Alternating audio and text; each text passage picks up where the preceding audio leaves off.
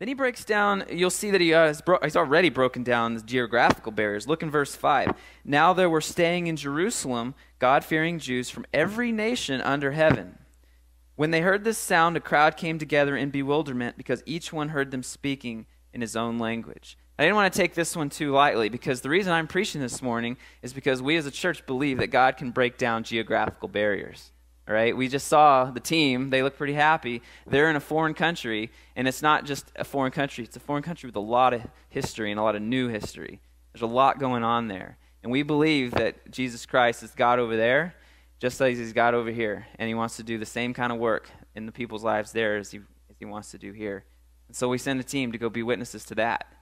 And so God immediately, with the Holy Spirit coming down, brings all these people from all over the world into one place, breaks down those barriers, and just says, "We're all here. Let's do something together." Okay, and so they all come in bewilderment. They all show up and want to know what's going on. Then the last barrier he breaks right before Peter gets up and gives a sermon about it.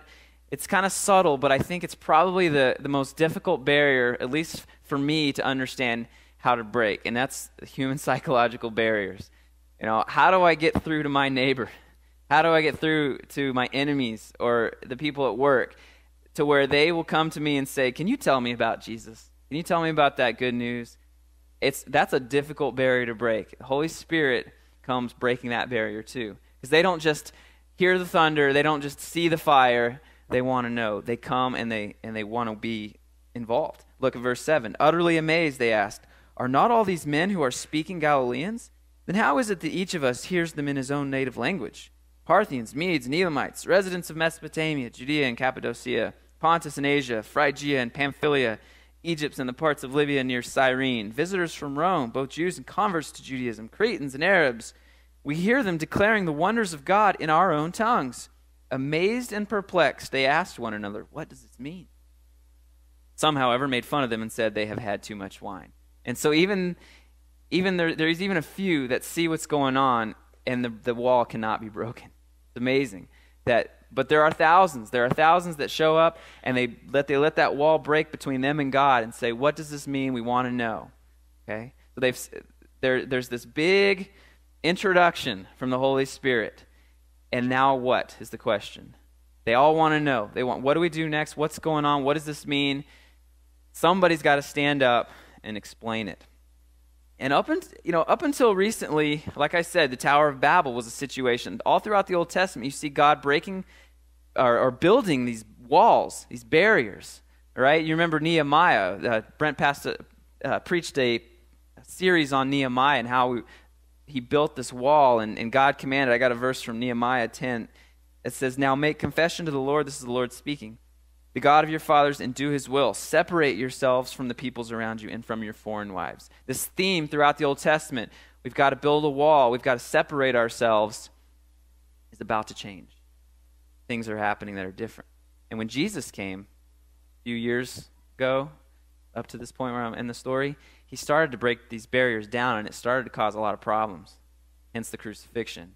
All right? He started to talk to people he shouldn't have talked to. He started to welcome people go into people's homes that he shouldn't have been in. Samaritan women, people possessed by demons who lived in cemeteries. These kind of people were the people that weren't supposed to be part of the kingdom, yet Jesus was inviting them. So that got him into some trouble. All right, his disciples were like the rejects of the synagogue. All right, now they weren't horrible people. They just weren't the Pharisees who knew the Bible really well and knew how to do everything the way synagogue wanted them to. All right, so this strange new scandalous kingdom, this religion is coming, and it's coming to the masses, and it's changing everything, and God shows up in this amazing way, and it's a show. It's this unforgettable show, and like I said, something's got to happen next. Something's got to change. So somehow God has to get people from the bleachers, right, where you're sitting there watching the game, to the field, to make the people actually go from spectator to participant, right? It's football season, you're watching the games, If you have the joy of going to a stadium to see the excitement, the fireworks, the dancing, the music, it's pretty amazing. And you think, man, I'd like to do that again sometime. But God doesn't want you to stay in the stands. He wants you to come be part. He wants you to be on the field and get injured. He wants you to be part of the game. So he sends his team captain. It's Peter. And we know that Peter has his ups and downs. But at this point, Peter's got it figured out. He knows his God is Jesus Christ. He knows that he's resurrected. And he knows that the Holy Spirit has come in power and has enabled him to get up there and preach a sermon. Okay? So Peter gets up and is going to explain to them how they can go from spectator to participant. Verse 14, then Peter stood up with the 11, raised his voice, and addressed the crowd. Fellow Jews and all of you who live in Jerusalem, let me explain this to you. Listen carefully to what I say. These men are not drunk, as you suppose. It's only 9 a.m. No, this is what was spoken by the prophet Joel. It's a great sermon. You know it's a great sermon because he starts out with a joke. All right, he gets everybody laughing. The beer for breakfast joke never gets old. And he gets their attention. He says, listen, all right. This is what's happened. He's going to explain this power that they just saw. They want to know what it means. He's going to explain to it. And he's going to explain it to them through the book of Joel. How many here have the book of Joel memorized? Anybody? Good job. I'm impressed with Peter for having the book of Joel memorized. I'm guessing Jesus taught it to him. It's kind of neat to think that Jesus was teaching the book of Joel. So Peter gets up. Peter gets up and he says, this power, this is prophesied. Look at the book of Joel, verse 17. In the last days, God says, I will pour out my spirit on all people. Your sons and daughters will prophesy. Your young men will see visions. Your old men will dream dreams. Even on my servants, both men and women, I will pour out my spirit in those days, and they will prophesy. I will show wonders in the heaven above and signs on the earth below, blood and fire and billows of smoke. The sun will be turned to darkness and the moon to blood before the coming of the great and glorious day of the Lord, and everyone who calls on the name of the Lord will be saved. This is the power that you just saw. God is changing everything. He's breaking barriers. It's prophesied in the book of Joel, and these are the last days. Everyone who calls on the name of the Lord will be saved. It's not a military power. It's not a political power. It's not purchasing power. This is a power that breaks down barriers, natural barriers, psychological barriers, right? All these types of barriers that we put up or have already been in place, God is here to break them down.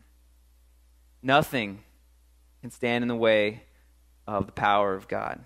Okay? And everyone has access now, it says. I'm reminded of a little conversation I had a few weeks ago.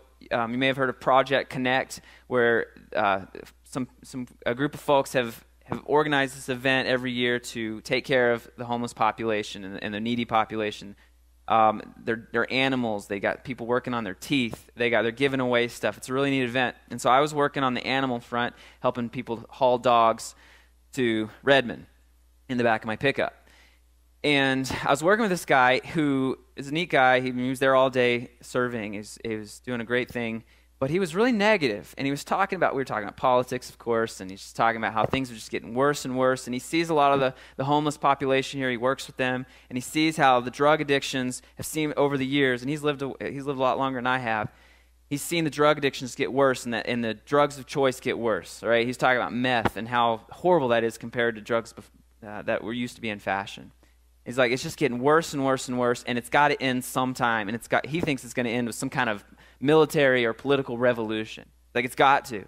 There's just no way to overcome this horrible stuff that's going on. It's just getting worse and worse and worse. And that just struck me the wrong way. I didn't get mad at him. I just was talking to him. I was trying to give him a little bit of hope, because I walk around with a hope that says there's nothing that can't be overcome. I don't care how big the problem is, how long we've been spiraling out of control. It does not matter to me. It doesn't matter to our God. Right? He's come down, and he can break every single wall down in an instant. All right? So that's what Peter says is happening. This is the power that you see. Everything's changing. Nothing is going to stay the same. And so he preaches a sermon. I'm going to let him do most of the preaching this morning, if you don't mind.